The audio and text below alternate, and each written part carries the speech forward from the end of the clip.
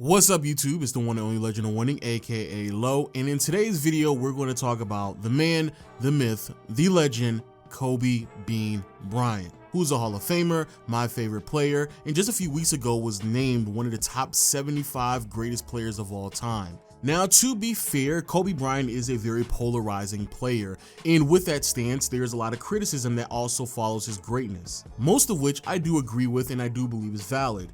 However, there is one piece of criticism that I never thoroughly understood: the concept of Kobe Bryant is inefficient. Kobe was efficient, bro. Kobe was efficient, but at the same time, he was not that efficient. Kobe is not efficient at all. Very inefficient. Oh, he was inefficient. Now, the reason why this statement always leaves me scratching my head is because when I was watching Kobe Bryant, it never felt like he was inefficient. It felt like he was dominant, producing in meaningful moments, one of the greatest scorers I've ever seen in my life. And of course, there were the occasional games that certainly are a blemish on his career. And please don't spend too much time on the last 3 years of his career, because I'm definitely not going to try to defend it. But as a whole, I just don't understand how 19 years of a career as great as Kobe Bryant can be so synonymous with the term inefficient. So in today's video, we're going to see if that's true, because personally, I have a hard time believing that it is. Now, in terms of finding out how efficient a player is in the NBA, there are a handful of ways of doing so. For one, there's an actual stat called efficiency, or you can look at one's PER, which stands for player efficiency rating. However, most people are not aware of these statistics, and even the people who are aware of them really don't even know how to properly calculate them to make an assessment on a player. But if you are someone who claims that Kobe Bryant is inefficient based off of his PER, I then would ask you, would you then claim that players such as Klay Thompson, Reggie Miller, or Ray Allen were inefficient because all three of those players have a lower PER than Kobe Bryant? Which more than likely, no, you would not. And the biggest reason why is because when people are critiquing Kobe Bryant's efficiency, they are referencing how efficiently does he put the ball in the basket. And the reason why I'm confident to coming to this conclusion is because when many people are making this assessment on Kobe, they then pivot to facts about Kobe Bryant's field goal percentage, or also highlighting how he has the most misses in NBA history, which is factually correct. However, and I cannot believe I have to say this in 2021, but it still blows my mind how many experts still make this mistake to this day, but field goal percentage does not calculate efficiency. Now, why is that? Well, simply put, because the definition of being efficient means achieving maximum productivity with minimum wasted effort or expense. And in basketball terms, that basically means maximizing the amount of points that you score with minimum amount of attempts shooting the basketball. And because of that simple definition alone, field goal percentage literally cannot equate to efficiency, because the only thing that field goal percentage equates to is accuracy. Let's say you have player A and player B. Player A shot 5 for 10 from the field, all of which were 2-pointers, so that means that they scored 10 points with a field goal percentage of 50%. However, player B shot 4 for 9 from the field, which means that they have a field goal percentage of 44%, but since all of the shots that they made were 3-pointers, they were able to score 12 points. Now, even though player B had a lower field goal percentage, they still are more efficient than player A because they were able to score 12 points on 9 shot attempts, while player B was only able to produce 10 points on 10 shot attempts. So again, scoring more points on fewer attempts, thus making that player more efficient. So now you may be wondering, how exactly do we calculate efficiency if field goal percentage is unable to do so? Well, the best way to do so is to look at one's true shooting percentage. And the reason why is because true shooting percentage takes into consideration that 3s are more valuable than 2s, as well as looking at one's production at the free throw line. And the reason why it is important to make sure we take into consideration free throws is because 20 to 30% of the points that volume scorers record come from the free throw line. Now, for the people out there who are concerned about the legitimacy of true shooting percentage, especially when you're trying to figure out the true efficiency of big men who did not shoot 3s or also were horrible at free throw shooting, trust me when I say please don't be too concerned, because when you look at the numbers, you'll clearly see those players are still very efficient scorers. But what is a legitimate concern is determining what is the standard of efficiency, because comparing Kobe Bryant to today's era of basketball, quite honestly, just wouldn't do him any justice, this mainly because how much the game of basketball has changed since he's played a full season in the NBA. And so to make sure we eliminate all of those factors, we're only going to be comparing Kobe Bryant to his peers, players who played within the years 2000 to 2013 and played at least 500 games, and players who averaged at least 19 points or more. Not only does this remove all variables that will be out of Kobe Bryant's control, while also excluding the tail end of certain players' careers like Karl Malone or the first couple of years of other players' careers like Damian Lillard. So, with those parameters set, what exactly is the standard of efficiency between the years of 2000 and 2013, or better known as the league average true shooting percentage? And that number is 53%. So, that's the magic number, and here is the graph. On the x-axis, we have the points per game average, and on the y-axis, we have the true shooting percentages. Again, 53% is the league average throughout this 14-year span, so that line will be bolded. And now, all the dots on the screen represent all of the volume scores throughout this time frame. Now, of course, on the screen, we have some familiar faces. All the way up here, we have Ray Allen, who was easily the most efficient perimeter-oriented player within this time frame.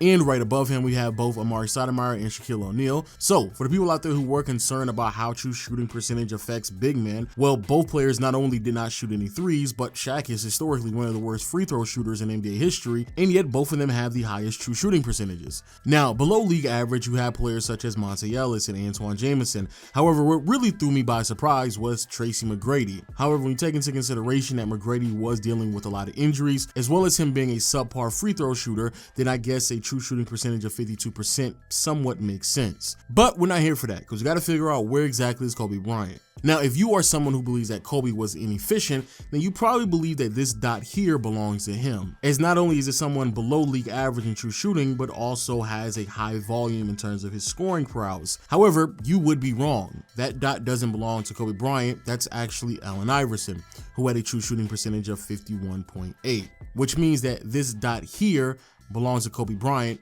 who averaged 27.8 points per game in this time frame with a true shooting percentage of 55.6%, which makes his true shooting percentage above league average. But more importantly, this does mean that Kobe Bryant is indeed an efficient volume scorer. Now, with that myth being debunked, and while I have your attention, there are a few other things that I want to just tackle just briefly. A, it is amazing to me that Kobe, who again has a true shooting percentage of 55.6, still consistently gets hit with the label of inefficient, but you have a player like D Wade, who has a true shooting percentage of 56.7%, or even LeBron, who had a true shooting percentage of 57.5% during his time frame, and yet no one claims that they are quote-unquote inefficient, despite the fact that their level of efficiency is relatively similar to Kobe's. But hey, I guess technically speaking, they're higher, so you might be able to make the argument, but what about KG or Tim Duncan?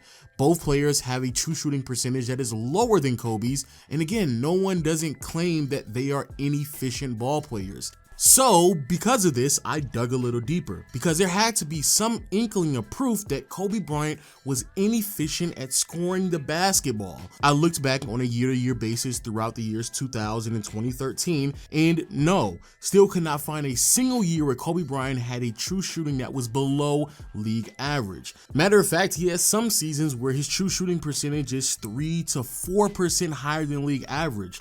Actually, the year in which he led the NBA averaging 31 points per game, he had a true shooting percentage of 58%, which is mind-blowing and should be even further proof that Kobe Bryant is not inefficient at all, but yet I kept digging. I then went to the playoff numbers and still no proof. Kobe Bryant's true shooting percentage does dip by 1%. However, that is very common amongst many volume scorers. But even with a 1% drop in his true shooting percentage, Kobe would still be above league average. Furthermore, when I dug even deeper into Kobe Bryant's playoff performances, I started to notice a very consistent pattern, and that is Kobe Bryant matched up against some of the most toughest defensive competition in league history. See, Kobe played in arguably the most defensive-oriented era in NBA history.